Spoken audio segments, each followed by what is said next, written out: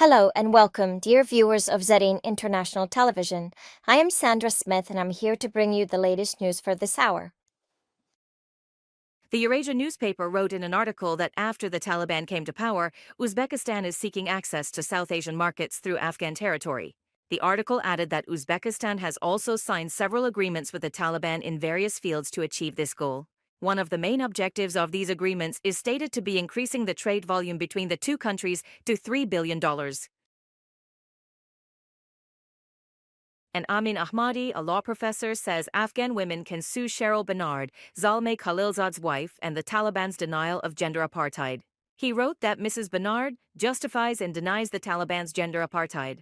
Cheryl Bernard, the wife of Zalmay Khalilzad and former U.S. representative for Afghanistan, on Tuesday denied the harm to women under Taliban rule in an article.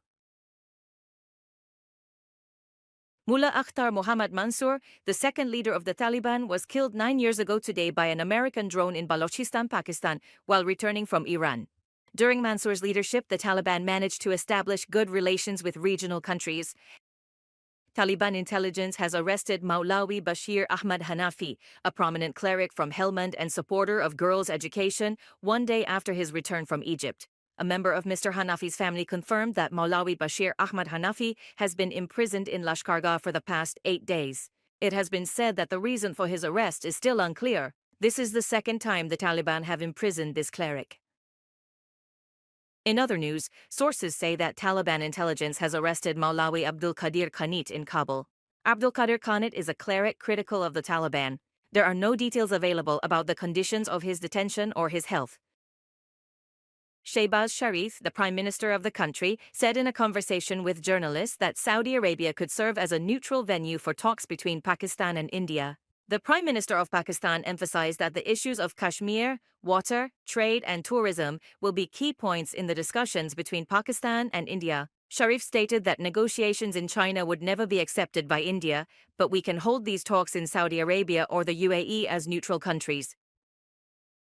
Amir Khan Muttaqi, the Taliban's foreign minister, has also met and held talks with the head of China's reconstruction and development. The Taliban's foreign ministry has announced that China has promised cooperation in the fields of health, energy, agriculture, and capacity building. Meanwhile, in his meeting with the Chinese foreign minister, Amir Khan Muttaqi described Beijing as one of the Taliban administration's most important economic partners.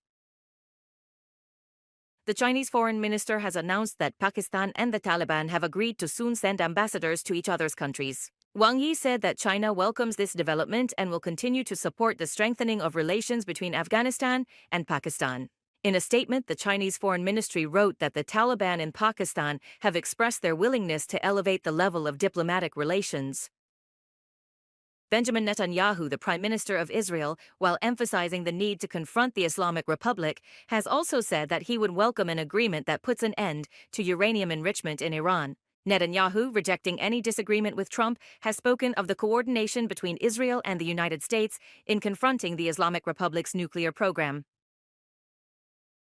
Meanwhile, Abbas Araghchi, Iran's foreign minister, has said that the language of threats is ineffective against the Islamic Republic. Araghchi added that no one dares to attack Iran.